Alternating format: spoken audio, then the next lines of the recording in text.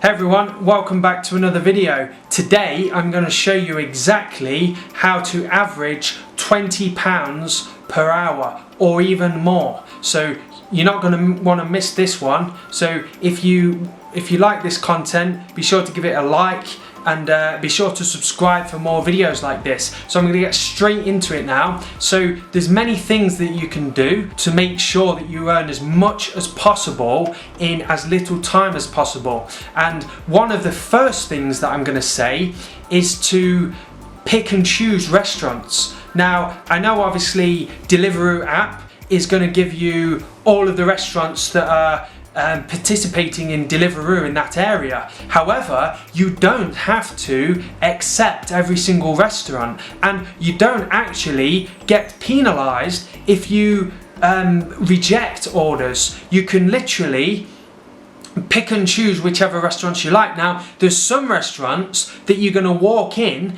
and they're literally going to make you wait 10, 15, 20 minutes, because at the end of the day, they don't care how much money you make doing Deliveroo. They're doing their own thing. They've probably got 50 customers, paying customers, and this is just one customer for Deliveroo. It's no big deal to them. It's just an extra kind of like side hustle for these restaurants. A lot of the restaurants anyway. Of course, there's some little smaller family business restaurants that Deliveroo means the world to. Deliveroo means the world to them and really boosts them. Those kind of restaurants, they're going to treat you good, but you need to pick and choose between these restaurants. There's restaurants like Wagamama, for example. I know Wagamama is all over the country, in England particularly, and they are, particularly in Nottingham, where I was riding, they are awful for time. You know, you could be waiting forever. So if you go in and your food isn't there waiting for you, and you ask someone and they don't know, get out of there. That's another thing that you've got to start doing as well. Get out of there within 5-10. If you're waiting over 5 minutes, just go. Just go. Like literally, you need to, if you want to earn good money and not be on like minimum wage, essentially, you've got to make. You can't afford to be in each restaurant more than 5 minutes, because you have to think about it, right? First of all, you've got to ride to the restaurant, right? Which could be 2 miles even, right? Particularly if you've gone out of town to the customer. So you've got to ride back to the restaurant, then you've got to go in the restaurant, you've got to, I assume you've got to lock up your bike, you've got to, you know, lock up your car, park your scooter, however you're operating. Personally, I operate a bicycle, and I find that the bicycle is one of the most efficient ways. I'm not paying for fuel and I'm burning fat, you know? I'm not burning gas and causing pollution and causing a nuisance. Maybe I'm causing a nuisance a little bit, like blasting through roads and whatever, but anyway, this isn't about that. So that's definitely one of the things. So blacklist in your mind or on a list some restaurants that take too long. Obviously, try and favour restaurants that are quick. Think, yes, I'm going to keep going to that place. That place is really good. So that's definitely one of the things. Another thing, now I'm not going to say here, you know, to be like super unsafe and blast through red lights and drive like an idiot and mow down pedestrians and anything like that. But what I am going to say is use common sense, right? Don't just simply blindly follow the rules, right? So here's a saying that I once heard years ago, and this saying has stuck with me, and it's kind of resonates with me and resonates with this situation. So it's, rules are made for the guidance of the wise, but the blind obedience of fools. So essentially, you see a red light, right? Now, don't blindly ignore the red light and blast through it. However, you come to the intersection and there's no cars left. There's no cars left. There's no cars coming in front of me. There's no pedestrians, right? There's no one. It's midnight or 10 p.m. I'm going to carefully go through, or I'm going to carefully make my way onto the pavement and cross safely on a pedestrian crossing or something like that, right? So just don't be waiting 5 minutes at a red lights. You're losing money, right? And of course, there's going to be some red lights where it's a busy intersection and it's 5 p.m. rush hour and you've got no choice, right? In those cases, go onto the pavement if it's safe, right? Or dismount onto the pavement, try and go round. Just kind of use things like that. Like I said, I'm not saying blast through red lights or anything, but just kind of be sensible with it and try and kind of, it's really a grey area. So kind of go and always, I'm going to say this, England, the only country that I've ever come across in the world, doesn't turn left on a red light. What? Why? Like literally every country in the world, well, obviously every country in the world drives on the right except for Thailand.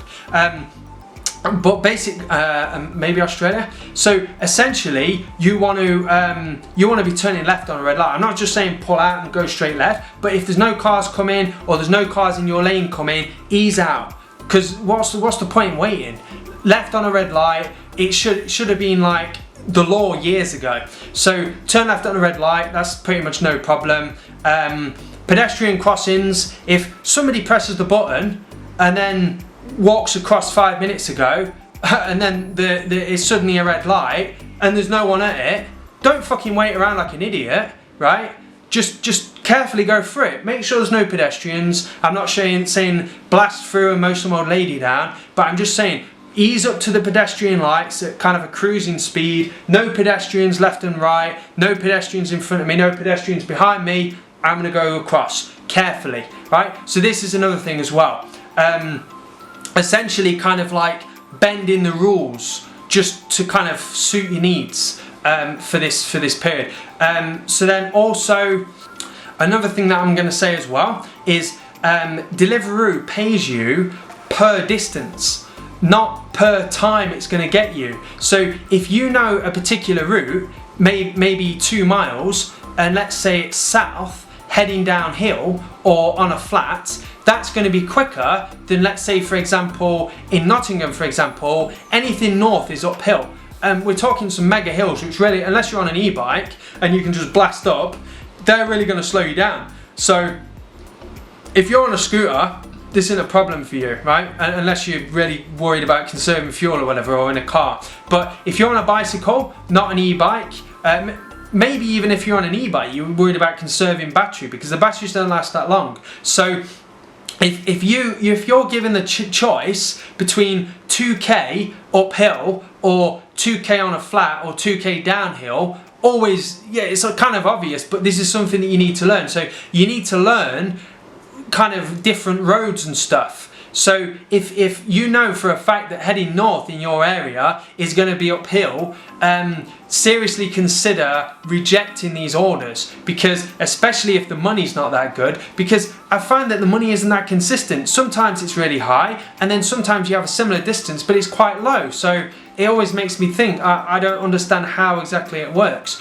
So be careful on the distances, be careful on the kind of terrain, because again, Deliveroo's algorithm doesn't take into context the terrain, as they seem to favour scooters. Another point is don't always follow Google Maps. If you know a better way, take that better way, take the shortcut, whatever, because sometimes Google Maps is going to send you the long way, it's going to send you the long way round, or even it might not have cycling routes for that area, so it might take you like the car route or the motorbike route or whatever. So sometimes you're going to have to use your memory, and a lot of the time, to be honest, if you know exactly where you're going, if you think, oh, such and such, because sometimes you're dealing with apartments, right, and then you get to know the name of the apartment. So let's say you go to KFC, right, and then it's sending you to, in Nottingham for example, there's a building called the Litmus Building, right? So if I was at KFC and then I saw that I had to go to the Litmus Building, I know where the Litmus Building is. I know exactly how to get there. I don't need to start rerouting Google Maps to take me there and messing around. So that's like a minute that I've saved there. Like not having to flaff around, and I'm not looking down, I'm eyes straight on the road as well, which obviously is a bit more safer. So that's another tip. You're not a customer, right? The customer ordered an hour ago, 10 minutes ago, half an hour ago. So that customer essentially has jumped the queue. So you should also jump the queue. So if you walk into, again, I'll use KFC for an example, always very busy. You walk into KFC and there's a queue of people, right? You're not a customer. You're not trying to, hop in front of anyone and buy a bucket of chicken, right? So just walk straight to the front of the queue. You're wearing the Deliveroo gear most likely, right? Or you look like a kind of courier type. Maybe you've got your bike helmet on or your motorbike helmet on, or they seem to frown upon the motorbike helmet nowadays. But you've got your Deliveroo bag, right? At least you've got a thermal bag. So just don't push people out of the way. You know, don't get anyone's back. There's a lot of chavs in KFC. You don't want anyone stabbing you or anything. But literally just ease through gently, and if anyone says anything, just say, oh, excuse me please, you know, I'm just collecting an order. Yeah, that's the thing. Just like get straight to the front of the queue. Like I said, don't barge people out of the way. Just use your common sense.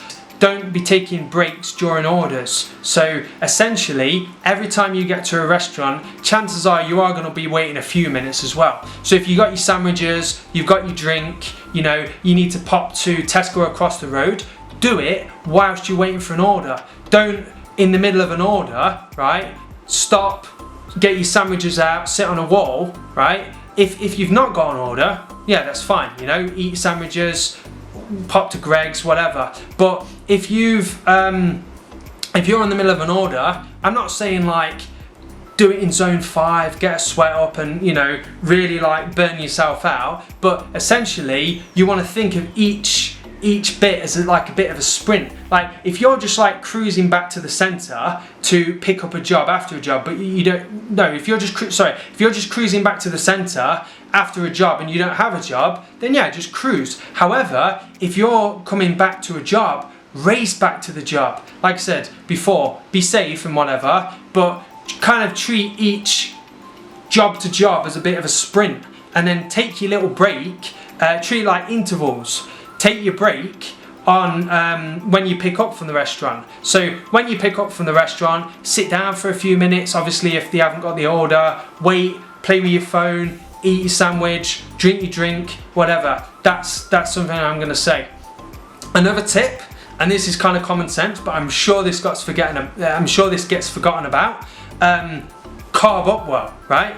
Cyclists use carbohydrates as their primary fuel, right? So you see the Tour de France riders, I know you're not doing a Tour de France, but if you're cycling around for a 6-hour shift, or even a 12-hour shift I've heard people doing, and I've even done myself, you want to have simple carbohydrates to fuel up. So you can have dried fruit, you can make like little power balls made of like oats and raisins and things like that. You can obviously even have like bananas.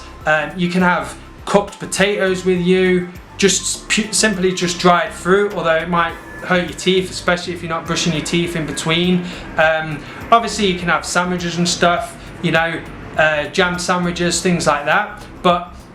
And obviously bring plenty of water. So make sure that you're well fueled for the session, because at the end of the day, I've done it before, I've not brought enough food, and I've been 3 hours in and I've not quite been bonking because I know my body, but I've got to the point where it's like I can't ride fast anymore because of this, so I'm just cruising around, and that's not making me much money. That's not making me as much efficient money as possible. So if you want to earn 20 plus pounds per hour, or as much as you possibly can earn within your area, because I've earned over 20 plus pounds an hour. Not every hour, it's impossible, but there's been many hours where on average, and I mean average, throughout that session, I've actually earned over 20 pounds plus per hour. So if you follow these simple tips and even incorporate your own little techniques and things like that, especially ones that are suitable for your area, then I honestly think that you're going to easily earn the maximum amount for your money. You know, don't be cruising around on the pavement on a BMX. You're not going to earn the money on that. Get on the road and go as fast as you can, right, to your ability. Don't burn yourself out. If you can't go a certain speed for 3 hours, then don't go that speed for 3 hours. Go whatever you can. However, I assure you, in time you will get much fitter doing Deliveroo on the bike. And if you can't, just get an e-bike and just blast around, like be overtaking people up hills and things like that. So if you found this video helpful, give this video a like. subscribe for the channel and turn those notifications on for more, and I hope to see you soon, everyone.